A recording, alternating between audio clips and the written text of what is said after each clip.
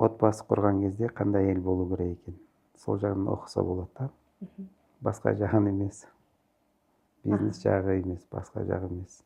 Енді мынау қазіргі таңда әйелдер көп талпынады осы білім алуға, неше түрлі курстарға қатысып, то есть ол әйелдің негізі шаруасы емес, солай деп ойлайсыз ба? Негізінде әйелдің шаруасы әйел болу ғой. Сол салада дамуға болады, сол салада оқуға болады да. Бірақ жаңағыдай ниетке қарасақ, ниетті дұрыстасақ, мен не үшін оқып жатырмын? Өзімді дәлелдеу үшін, признание дейді ғой, соны табу үшін.